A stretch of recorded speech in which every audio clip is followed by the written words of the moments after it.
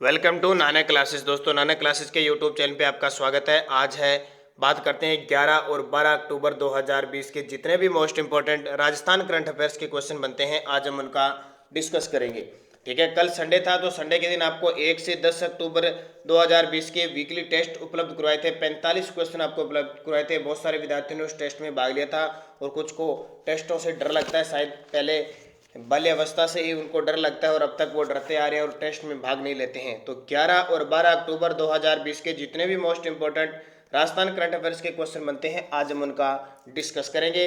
तो वीडियो को सारे विद्यार्थी लाइक करोगे, शेयर करोगे अपने दोस्तों में। अगर आप चैनल पे नए हैं तो इसको सब्सक्राइब कर लेना और इसके पास लगे बेल आइकन के घंटे को दबा लेना। इसकी पीडीएफ आपको टेलीग्राम पर नानक क्लासेस स्टडी अड्डा ग्रुप बनाए उसमें प्राप्त हो जाएगी। और इसके अलावा आपको कल पॉलिटिकल का वीडियो भी मिल गया और अप्रैल से सितंबर 2020 के पिछले 6 मंथ का वीडियो भी प्राप्त हो चुका है।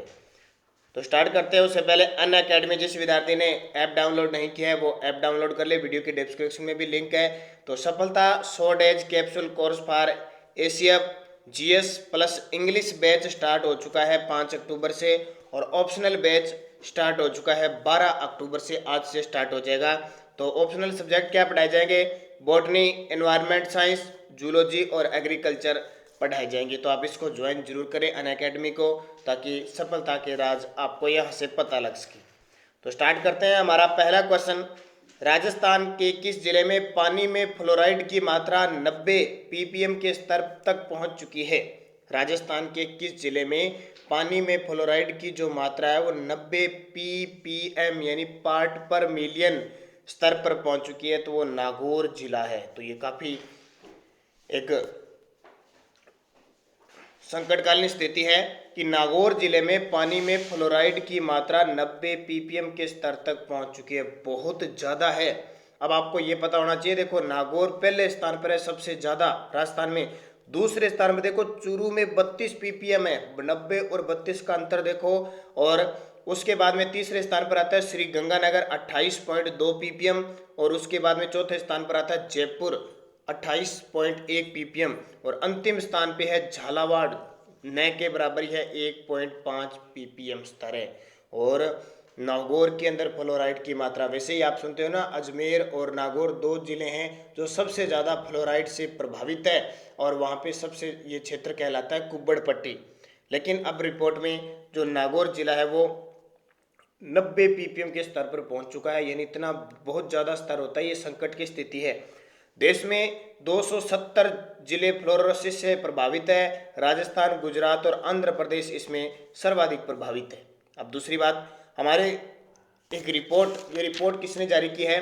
तो जयपुर में स्थित है निम्स विश्वविद्यालय व इंडियन मेडिकल ट्रस्ट की ओर से स्थापित national referral sector for fluoride, referral sector for fluoride पियोनोसिस इन इंडिया की ओर से यह रिसर्च में खुलासा हुआ है।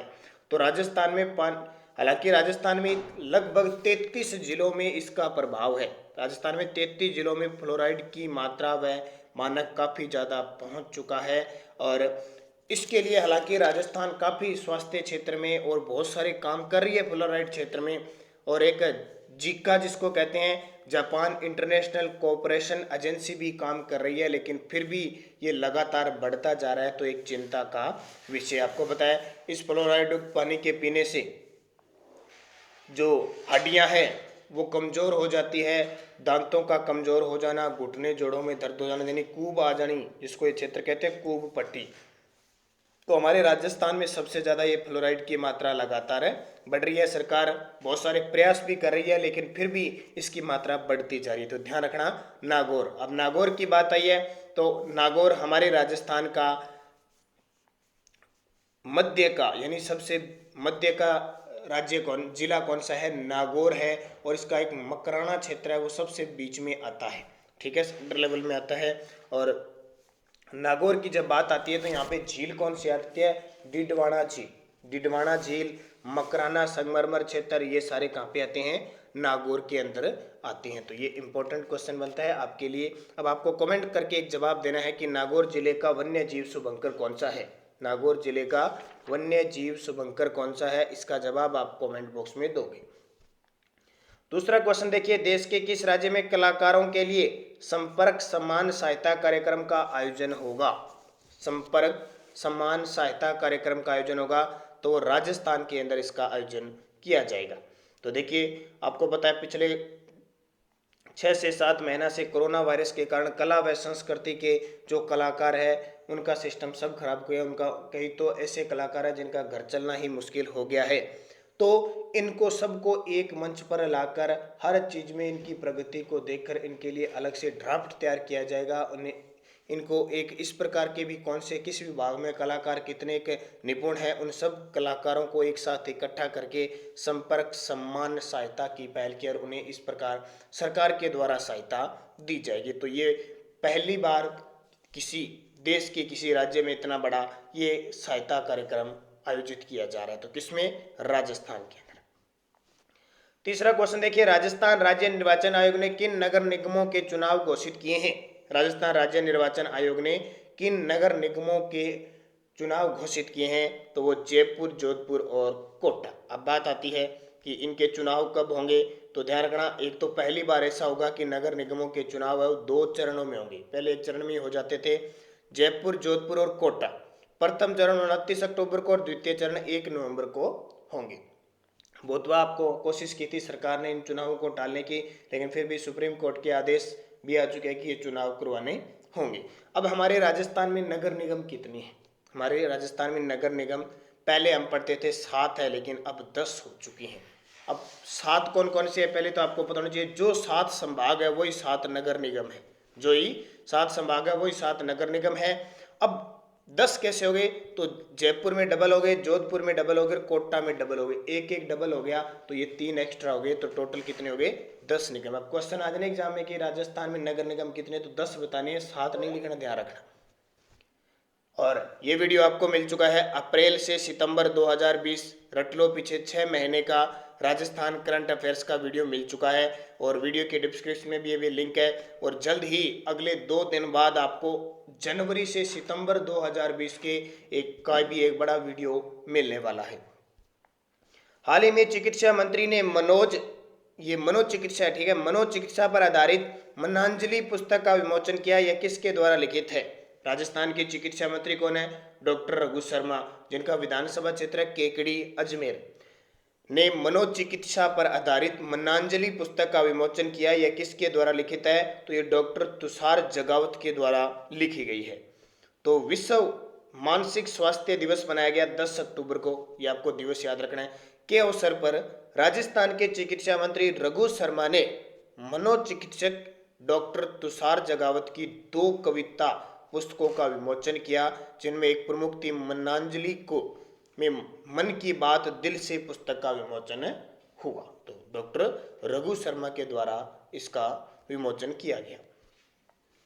5 नंबर देखिए, नीति आयोग द्वारा जारी निर्यात तैयारी सूचकांक 2020 में भूमि से गिरे यानी भू आवेशित लैंड भूमि से गिरे का मतलब कोई राज्य है, जैसे राजस्थान राज्य है, उसके साथ किसी समुद्र की सीमा नहीं लगती, तटीय सीमा नहीं लगती, जिस राज्य में समुद्र जल से गिरा नहीं होता वो कहलाता है भू आवेष्टित या भूमि से गिरे। राज्यों में राजस्थान का कौन सा स्थान है? दोबारा देखिए क्वेश्चन, नीति आयोग द्वारा जारी निर्यात तैयारी सूचकांक 2020 में भूमि से गिरे या कह सकते हैं भू आवेष्टित राज्यों में राजस्थान को कौन सा स्थान मिला है? तो पहला स्थान मिला है। ओवरऑल देखें तो ओवरऑल मिला है 4था स्थान। मुख्य तथ्य देखिए, देश के नीति आयोग ने प्रतिस्पर्धात्मक संस्थान की साझेदारी में निर्यात तैयारी सूचकांक की निर्यात किया जाता है जो भी वस्तु वगैरह है, उस सूचकांक में 2020 में अपनी रिपोर्ट पेश की। इसमें भूमि से घिरे राज्यों में राजस्थान पहले स्थान पर है, जबकि ओवरऑल 4थे स्थान पर है, और प्रथम स्थान पर गुजरात है। तटीय क्षेत्र में गुजरात है, भूमि से घिरे में राजस्थान है, और ओवरऑल देखे भी उसमें भी कौन सा है? गुजरात है। तो ये अच्छी बात है हमारे लिए। नेक्स्ट क्वेश्चन देखिए, Rajasthan state mineral exploration trust का गठन किया गया, इसके संचालक के अध्यक्ष कौन होंगे? Rajasthan state mineral exploration trust का गठन किया गया है, इसके संचालन जो करेंगे उसके अध्यक्ष कौन होंगे? तो इसके होंगे प्रमोद जैन भाया। कौन होंगे? प्रमोद जैन भाया। अब ये प्रमोद जैन भाया कौन है? तो ये राजस्थान के खनन मंत्री हैं। तो मुख्य तथ्य, राजस्थान के मुख्यमंत्री अशोक गहलोत के द्वारा गुजरात, आंध्र प्रदेश व तेलंगाना की तर्ज पर Rajasthan state mineral exploration trust का गठन सितंबर 2020 में किया। इस ट्रस्ट के संचालन के लिए 9 सदस्यीय संचालक मंडल और 7 सदस्यीय कार्यकारी समिति बनाई गई। अब बनाई क्यों गई है? तो इसलिए बनाई गई कि खोज व खनन में आधुनिक तरीके से उपयोग कैसे किया जाए, शोध कैसे किया जाए, कौशल विकास कैसे किया जाए और राजस्व वृद्धि की दिशा में अच्छा कार्य किया जाए, उसके लिए यह ट्रस्ट बनाया गया है। और इसके जो अध्यक्ष बनाए गए हैं वो यानी संचालन किया जाएगा, तो उसके अध्यक्ष हैं खान व पेट्रोलियम मंत्री हमारे राजस्थान के प्रमोद जैन भाया। कौन है? प्रमोद जैन भाया होंगे। राजस्थान देश में खनिज उत्पादन मूल्य में 20.6% हिस्सेदारी निभा रहा है। राजस्थान पूरे देश में, और आपको पता है राजस्थान को खनिजों का अजायब जरी कहा जाता है। भंडार खूब सारे हैं लेकिन गुणवत्ता इतनी नहीं है और इतने ज़्यादा खनन नहीं हो रहे हैं, तो अजायब घर कहते हैं। 20.6% हिस्सा है। जबकि खनिज की खोज में सर्वेक्षण में राज्य द्वारा देश में सबसे कम राशि व्यय की जा रही है। यानी भंडार तो बहुत है लेकिन उत्पादन इतना नहीं हो रहा है, इतनी राशि व्यय नहीं की जा रही है। तो इसके अध्यक्ष कौन होंगे?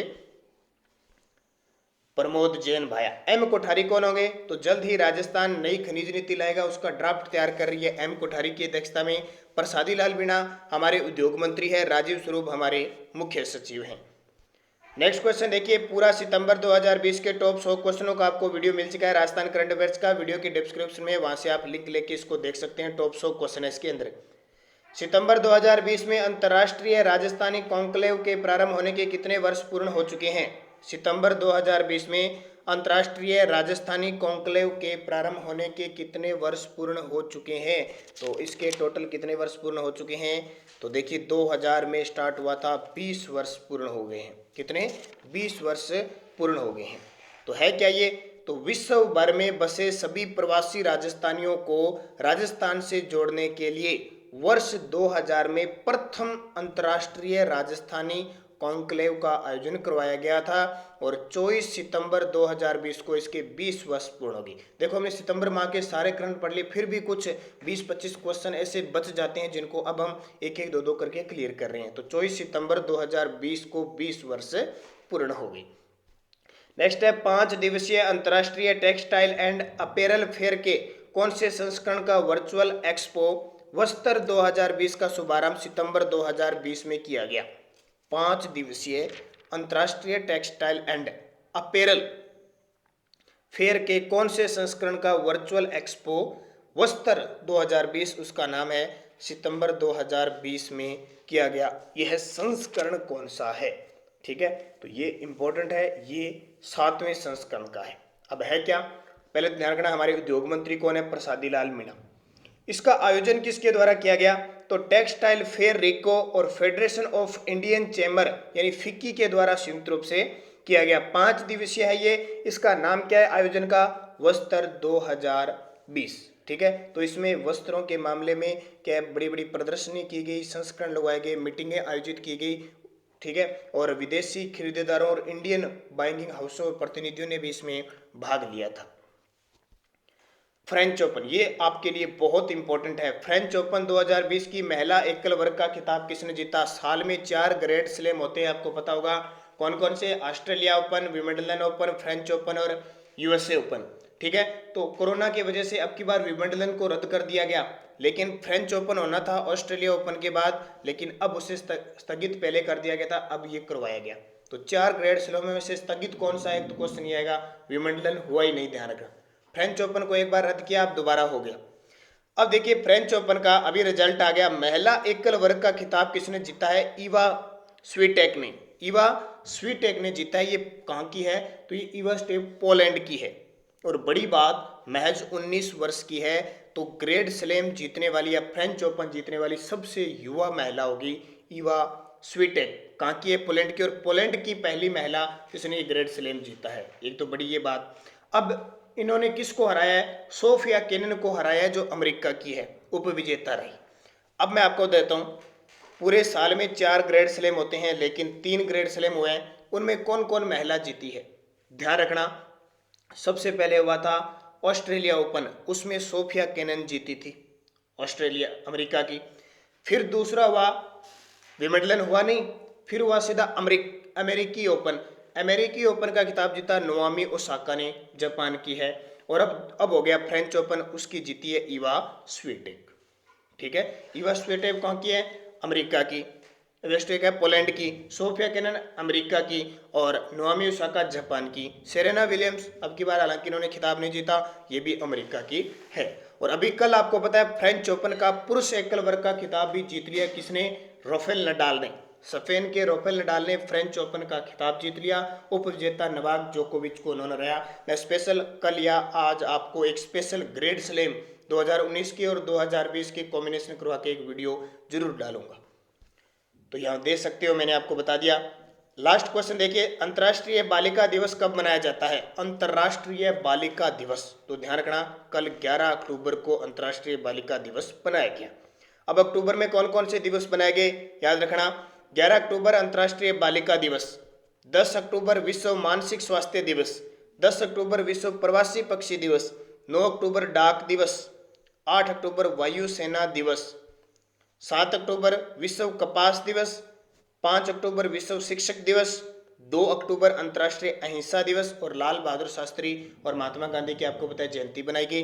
1 अक्टूबर को वृद्धजन दिवस बनाया गया। तो ये दिवस आपको याद रखने हैं, एक एग्जाम में पक्का आता है। तो दोस्तों वीडियो अच्छा लगे लाइक जरूर कर दिया करो, देखते देखते लाइक कर दो फटाफट, क्योंकि 200-300 लाइक करते हो आपका जाता है कि आप लाइक जरूर किया करो। तो लाइक करो पहले फटाफट, फिर अगले क्वेश्चन की तरफ चलते हैं।